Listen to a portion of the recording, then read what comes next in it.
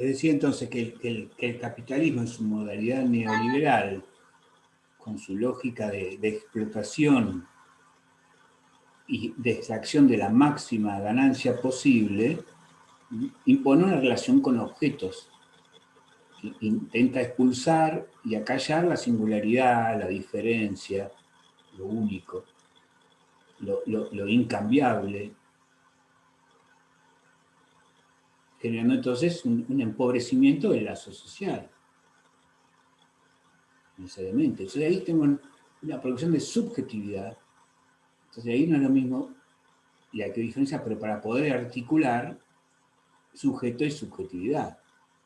Y para que ustedes puedan también adoptar una posición crítica respecto de los imperativos de la época, respecto de los discursos de la época. Cómo desmarcarse y no ser un engranaje más en la reproducción de estos discursos justamente que acallan la singularidad, que imponen un individualismo, ya sea en términos de competencia, o en términos de considerar que el humano remite y se limita a lo corpóreo individual, o al sistema orgánico, biológico, o neuroanatómico individual, y ahí corta, digamos, el campo de la soberanía de las prácticas de las disciplinas de la salud.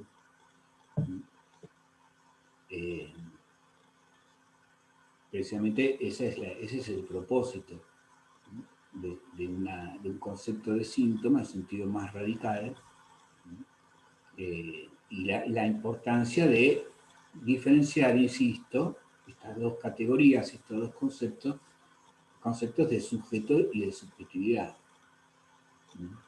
Y el desarrollo de esta conceptualización del síntoma social y del síntoma subjetivo, psíquico, individual y psicosocial, justamente apuntan también a la caracterización del sujeto y poder diferenciar sujeto de subjetividad.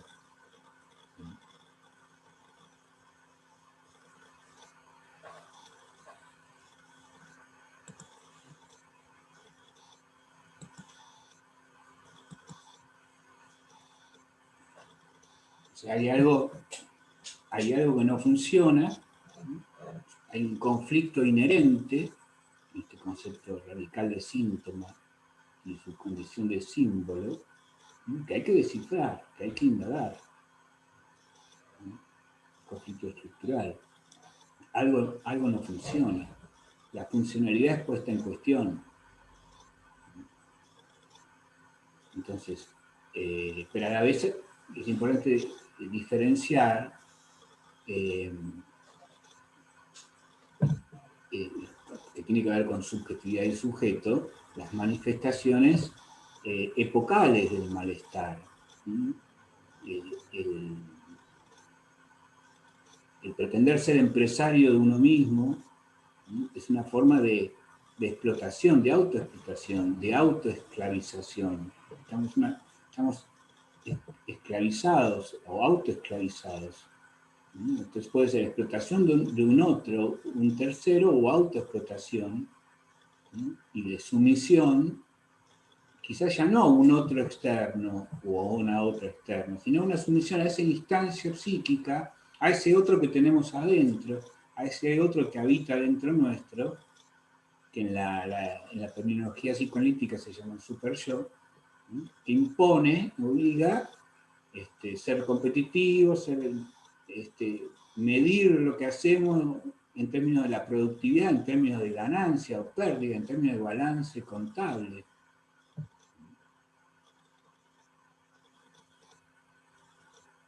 Y que, insisto, acalla, excluye o forcluye la división subjetiva, lo singular. Y entonces son manifestaciones psíquicas, eso es el estatuto del síntoma psicosocial, porque son manifestaciones psíquicas, violencia, la cosa única, la insolidaridad,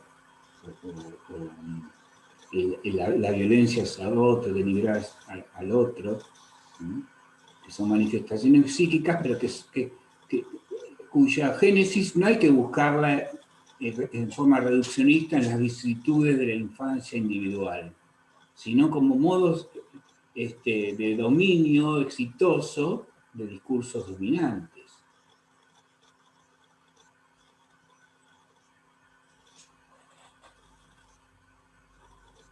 Entonces, quizás haya podido ser algo claro como para que ustedes atrapen esa homología, esa misma lógica que podemos encontrar en el síntoma, en tanto síntoma individual, síntoma en tanto síntoma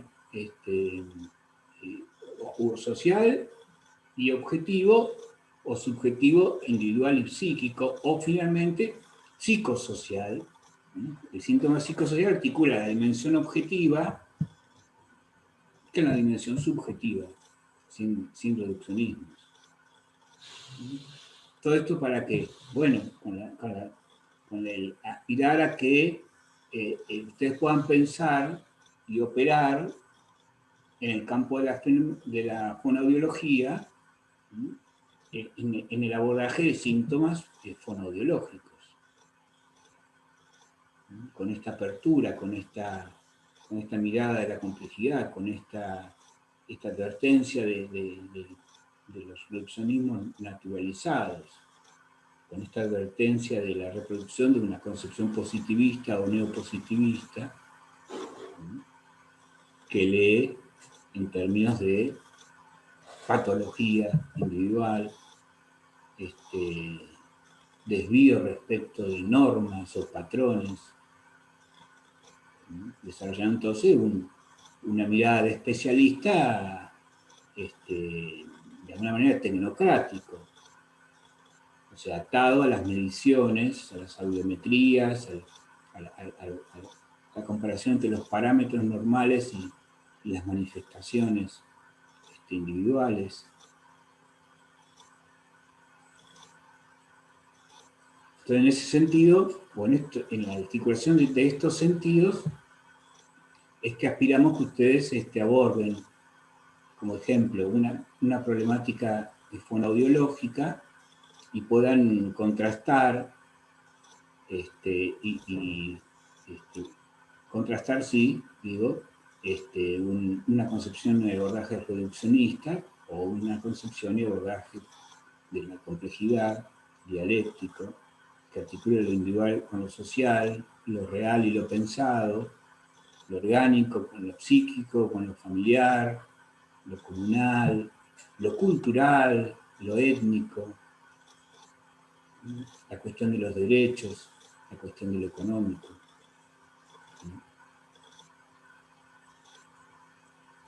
De tal manera que, como aspiración, incluso ético-política, se comprenda que las luchas de diferentes grupos sociales, como los feminismos, las minorías y los explotados, son formas de resistencia frente a estos discursos dominantes, que excluyen al sujeto, que excluyen la singularidad.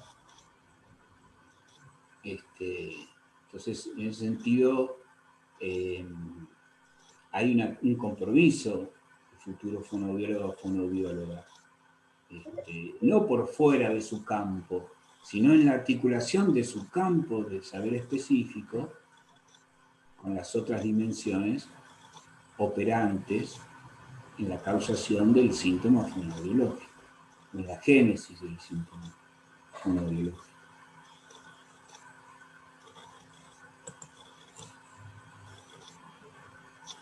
Subjetividad entonces tiene que ver con la cultura, claro. Sí, tiene que ver con la cultura, tiene que ver con lo sociohistórico. Sujeto es una categoría ontológica. El sujeto es una condición humana, el sujeto hablante, el sujeto dividido, el sujeto productor, el sujeto cognoscente, que es lo que somos.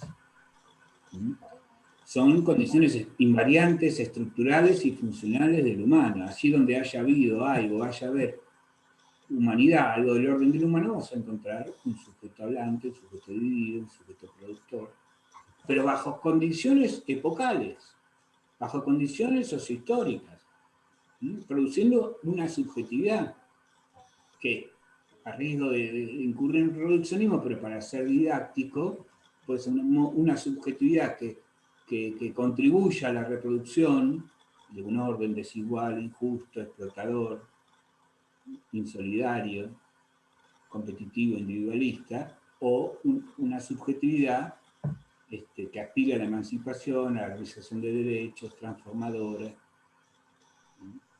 que en su hacer, su sentir y pensar, aporta justamente a esa transformación. Y creo que no hay muchas subjetividades intermedias, de alguna manera u otra. Una pregunta. Sí. Justo ahí veo que una compañera lo nombró al autor. Para psicología leímos a Yago Franco, hablando de esto de los discursos del capitalismo, y a mí me llamó la atención, no sé si en realidad no sé si lo entendí, pero me resonó, que él dice que el capitalismo instaló el mito del desarrollo y de la producción ilimitada. Y me resonó mucho cuando leí mito, porque me llevó como a lo que estudiamos acá en la primera unidad, los modos de conocimiento de otras épocas. Nada, no sé más que eso, solo me resonó Buenísimo, sí. que diga mito, y me quedé Sí, como sí. pensando y se lo quería Tal cual. comentar. Está bueno eso, porque no es una concepción la tuya, digamos, progresista lineal. El ser humano ya dejó el mito. No, el mito era algo propio de las sociedades tribales, de las sociedades primitivas. Ahora somos sujetos de la razón, somos sujetos de la ciencia y de las tecnociencias. No, hay pero además los mitos, tampoco hay que ver el mito en términos peyorativos. Los mitos son ineludibles, condición del humano, construir significaciones que dan respuestas al origen, y cuya efectividad o eficacia no se sostiene por una prueba empírica a lo Popper. Hacer un experimento a ver si se sostiene el mito del origen o no.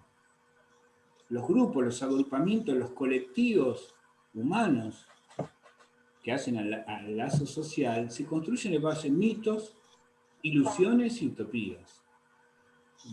Tanto mitos como Profesor, ilusiones y utopías, cierro con esto, son producciones que la ciencia positivista rechaza. Deja, no, esta es subjetividad, ideologismo, no es medible.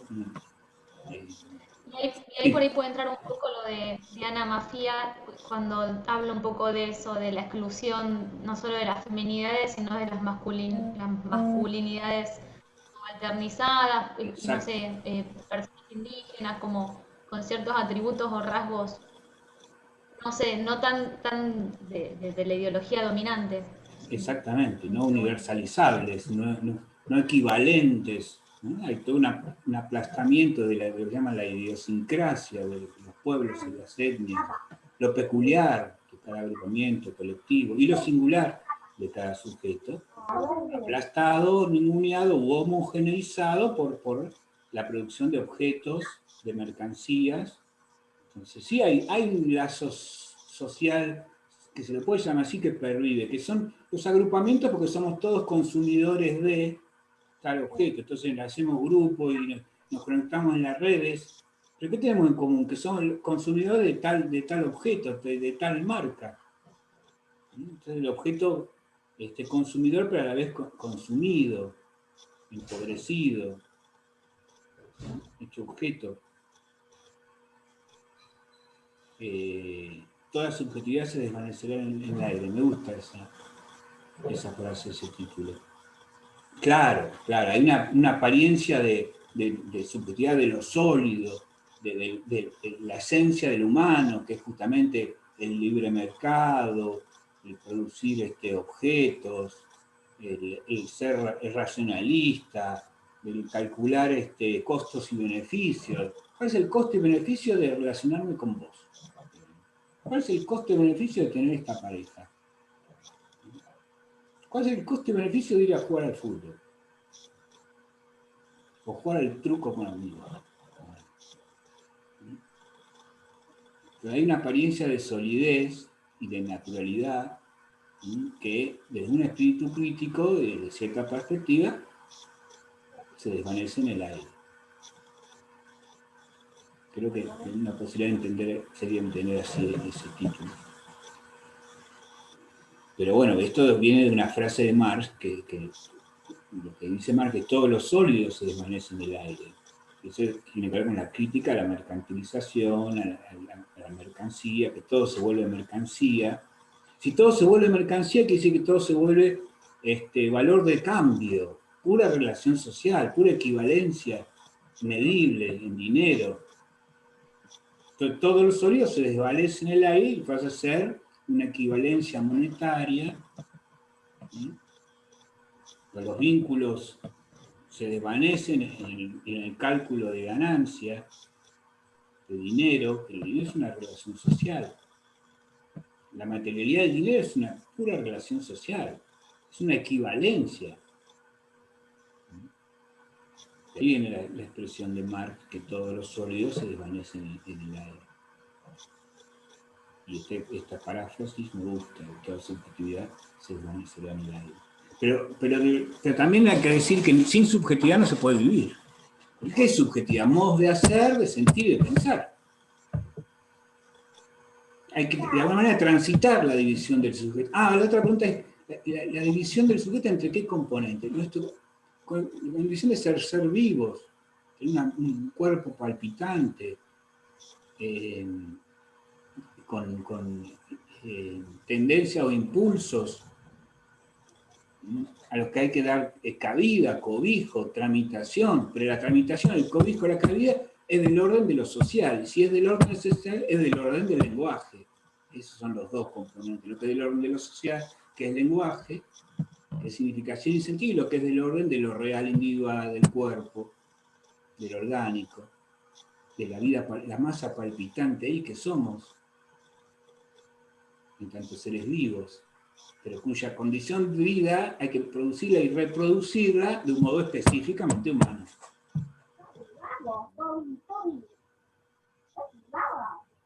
Por ejemplo, el espectro de problemáticas o manifestaciones autistas tiene que ver con una dificultad de ingreso al lenguaje, de acceso al habla, sin caer en reduccionismo, pero hay algo ahí que una cierta función social que no opera suficientemente, una cierta, un cierto pasaje de lo natural a lo social, de lo natural a lo cultural, al hecho justamente al hecho de significantes, poder entonces acceder al habla. ¿Sí? La pregunta que hacía Cecilia, pero me parece que es una duda que pueden tener varios de ustedes. ¿Dividido entre qué? Esa es la división subjetiva. No somos todo palabra, todo lenguaje, todo habla. Pero la imposición de la vida social, si se quiere, el pasaje de la naturaleza a la cultura, exige e impone, como condición para la socialización, inscribir lo orgánico, lo vital, las impulsiones, inscribirlas en términos de lenguaje. Y entonces hay una necesaria inscripción psíquica del lenguaje como condición de acceso al habla, pero como condición de la interacción social, y poder trabajar, y poder pensar, y desear. Todo eso está hecho de esa materialidad que es lo psíquico, que es lenguaje, que son significantes, que permiten acceder al sentido y a la significación. Esa es una cierta materialidad. Entonces, en lo humano hay una dualidad de materialidad. Está la materialidad, somos seres vivos, y en tanto seres vivos somos seres orgánicos, con su anatomía, su fisiología, su neurofisiología, neuroanatomía. Pero la condición de tornarnos humanos es que haya una inscripción, inscribir todo eso en el campo del lenguaje, que es lo social. Esa es la otra materialidad, una materialidad específicamente humana. Entonces, el resultado de eso es que no todo lo que es del orden, ese proceso de escribir en el lenguaje, necesariamente tiene un resto, algo queda por fuera, hay un vacío, hay algo que no se colma, que para expresarlo tiene que quedar afuera, no se expresa todo. ¿Sí? Hay un resto, hay algo que queda por fuera, así como la plusvalía queda por fuera y el motor del capitalismo, hay algo de lo real que queda por fuera que causa el deseo, hay un vacío estructural, un resto estructural, un vacío que causa el deseo. Ahora no tanto, pero cuando yo era chico había un juego que se llama el Senku. El juego del Senku es una plataforma con agujeritos y los agujeritos están ocupados por palitos, digamos, que se encastran en los agujeritos. ¿Sí? Pero lo que tiene interesante es que no se... ¿Cuál la dama? ¿Vieron que el juego de damas, para poder comer una ficha, hay que tener un lugar donde caer? Haciendo puente por la ficha que uno levanta, no sé si me explico. Entonces tiene que estar ese lugar vacío. Bueno, para que el juego del Senku empiece, el orificio del medio tiene que estar vacío. Para que se pueda producir un primer movimiento, para que haya un movimiento, o sea, para que haya un movimiento deseante, tiene que haber un vacío. Ese sería ilustrar con esto del juego del Senku o el juego de las damas. Si no hay ese lugar vacío, si no hay esta falta estructural, no hay entonces sujeto deseante, no hay un sujeto específicamente humano.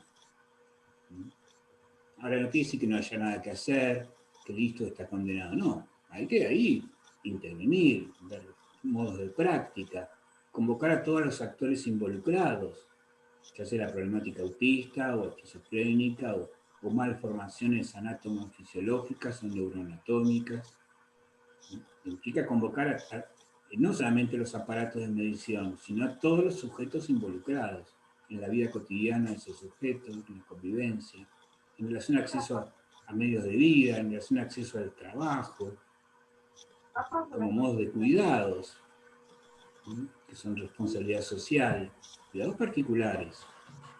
Pero bueno, pero es importante entonces poder conceptualizar, categorizar de manera no reduccionista. Profesor, sí. Mucho de lo que usted nos está diciendo lo estuvimos viendo en psicología. Yo lo que no entiendo, o sea, la profesora nos explicó esto de que hay una cuestión que es biológica y algo del orden biológico, pero que bueno, eso tiene, para constituirnos como nuestra subjetividad necesitamos de un otro que nos nos vaya transformando en sujetos de deseo. Más o menos esto que explica usted. Sí. Lo que yo no entiendo es, cuando usted salta de ese tema, el tema del autismo, y nos habla de esta falta que es necesaria para poder tener ese deseo y ese intento de transformar. ¿Cuál es la relación, por ejemplo, con esta cuestión del autismo? No puedo asociar esta parte del desarrollo de la subjetividad al tema por ejemplo, del autismo. En el sentido más... ¿Cómo lo...? Sí. A ver. En el sentido, digamos, más clásico de la categoría de autismo, hay diferentes modalidades de autismo y autistas que hablan y otros que no hablan, sin, digamos, pidiendo disculpas por el reduccionismo. Una modalidad de autismo es no acceso al habla. No acceso al habla. Y hay algo ahí de la función materna y paterna que no termina de efectivizarse. Lo que yo estoy ilustrando con eso es la importancia de ciertas operatorias que son sociales o funciones maternas y paternas que posibilitan el acceso al habla, o sea, la apropiación individual del lenguaje. Lo decía en referencia, como una referencia más al error neopositivista, si se quiere, de considerar el lenguaje como un nuevo modo de comunicación entre seres humanos. y no poder ver el estatuto que es constitutivo del humano y constitutivo y condición de posibilidad de tornarnos humanos, ¿no? Pero con el precio a pagar. El precio a pagar es que somos sujetos divididos. Desde esa perspectiva traje esta cuestión. Está bien, no, eso quería saber.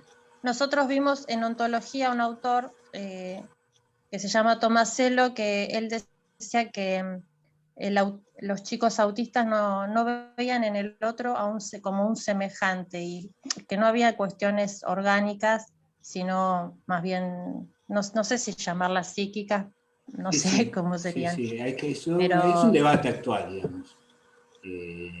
claro, Hay manifestaciones de autismo que es dificultad de mirar a los ojos, de establecer un lazo con el otro, este, eh, eh, dificultades de acceso al habla, expresarse en términos de sonidos monocordes, quizás pronunciar alguna que otra palabra, ¿no? Y hay un debate del cual yo puedo participar poco, porque no es mi especialidad ni mi saber específico, en términos de la organogénesis, la psicogénesis o la sociogénesis, o el I del autismo, si es una génesis orgánica, si es una génesis psíquica, si es una génesis social, en términos de falla de funciones maternas, sobre todo la función materna, justamente de pasar la necesidad orgánica y poder leer e interpretar a llora porque tiene hambre o llora porque tiene frío, que es introducirlo a ese ser no hablante aún en el lenguaje, con el poder que conlleva esto de este unipoder necesario de la función materna de incluirlo en el lenguaje. Pero hay gracias, un gracias. resto ahí que no sé. Pero la idea es, insisto con la idea que esto es a los efectos de, no es porque yo esté enseñando psicoanálisis o esté enseñando teoría social marxiana, sino porque al ver los contenidos, me parece que es la mejor forma de apropiarse de la lógica de este estatuto, de la categoría de Sí. síntoma, como símbolo capaz de poner en cuestión al mundo entero. Vamos a abrir a los múltiples interrogantes. Ese es el propósito. Sí, sí, está bárbaro. Aparte con temas concretos y que vamos a tener que trabajar. Y bueno, gracias.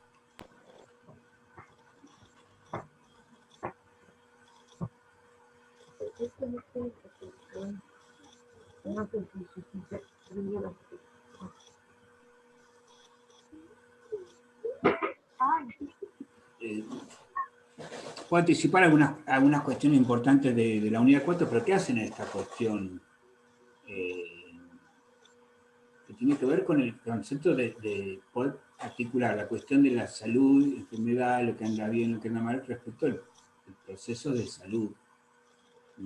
Proceso de reproducción social, como proceso de reproducción social. La reproducción social es condición justamente para la conservación de la especie, y lo individual y lo social. Entonces ahí tenemos una cosa que es lo ideal, o sea, como un concepto ideal para juzgar lo real. Entonces lo ideal es un modo de reproducción social que reproduzca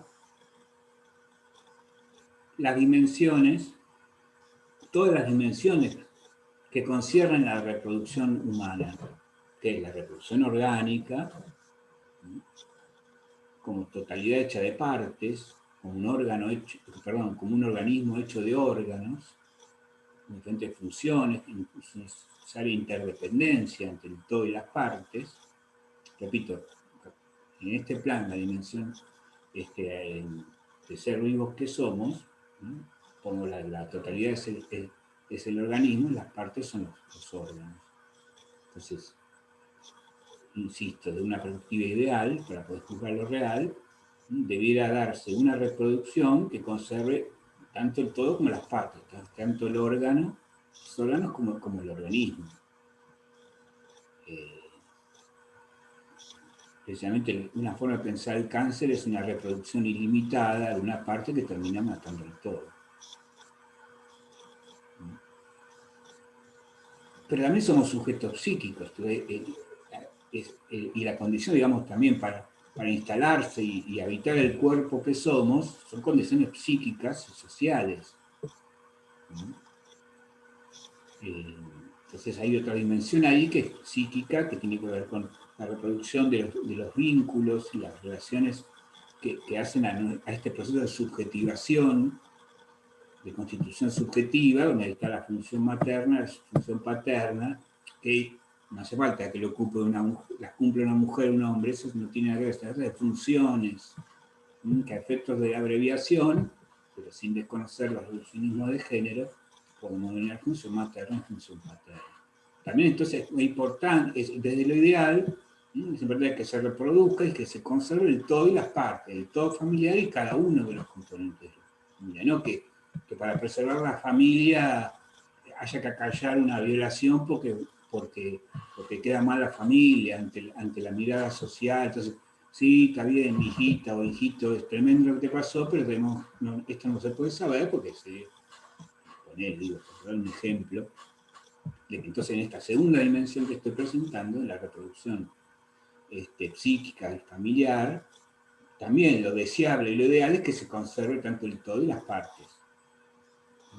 Pero vean ustedes que la reproducción psíquica y familiar contiene a la reproducción orgánica. No es la una sin la otra. Pero también, en lo ideal, toda sociedad debiera preservar los vínculos estatales y jurídicos, la reproducción de nuestra condición de ciudadanos, de todas y todos. Entonces ahí tenemos otra dimensión que es el Estado. Somos sujetos del Estado, o personas, mejor dicho. Y también ahí es una totalidad hecha de parte. Todas las personas que integran un Estado. Todos los colectivos que integran un Estado. Todas las clases sociales que integran un Estado. Entonces lo ideal, los procesos de reproducción jurídicos, políticos, estatales debieran conservar a las personas, a los colectivos, a las familias y a nivel individual lo orgánico. ¿Ven cómo hay con ese término que usé en otras clases, que es el suprimido, conservado y superado? La reproducción estatal, jurídica, política tiene que conservar la reproducción de las familias y de las personas y de las culturas. Superado por una cuestión universal, no puede ser que una particularidad cultural, por más respetuoso que sea, entre en contradicción con ciertas leyes. Prácticas culturales abominables, repudiables, porque no preservan derechos, porque ponerle reprimen o conllevan un lugar para la mujer de subordinación, de dominio. Entonces, estás embarazada, bueno, lo lamento, tenés que tener este hijo, te guste o no te guste. La reproducción estatal debe preservar entonces a las personas, a las familias, implica entonces leyes que felizmente acá ya tenemos, el aborto libre, gratuito, legal. Esa sería la tercera dimensión, de cuestiones que se juegan en cualquier problemática fonobiológica, de alguna u otra manera. Y la cuarta dimensión de producción de acceso a los medios de vida, o sea, la reproducción económica. Y ahí también es una totalidad hecha de partes, donde ahí manda el mercado. Y las partes son los productores, pero también propietarios, consumidores.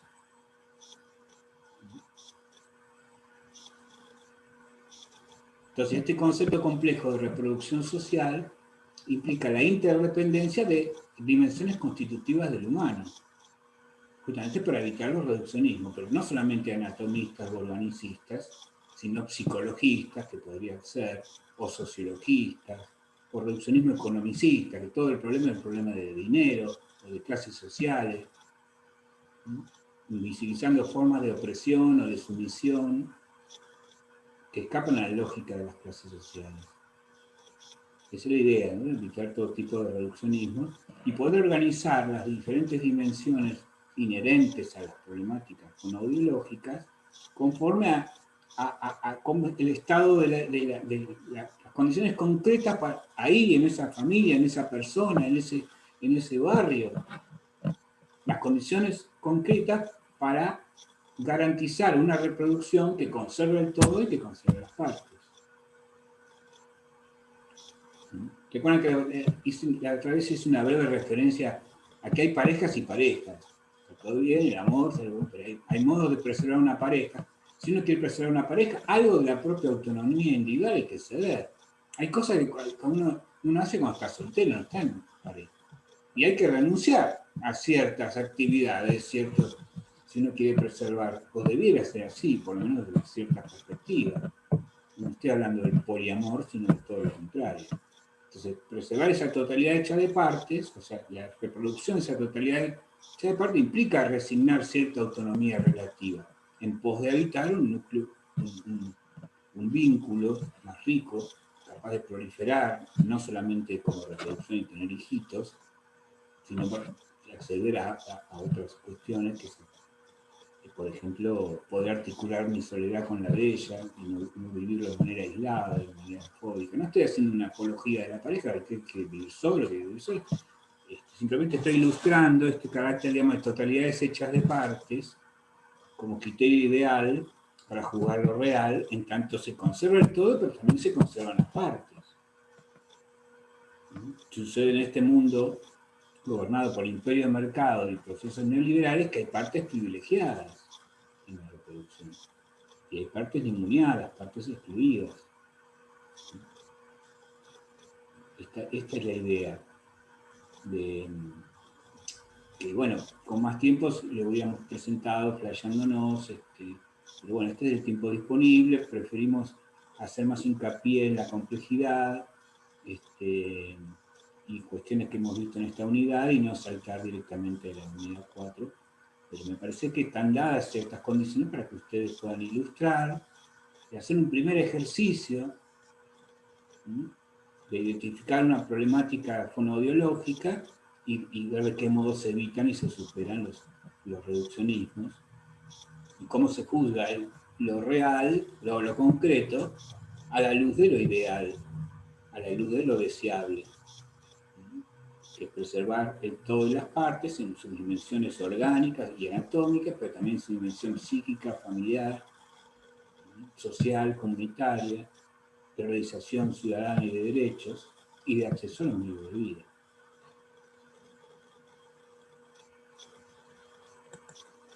Acá preguntan, lo de la unidad 4 es cuándo se la entrega. Insisto con la idea, no hay una tarea de la unidad 4.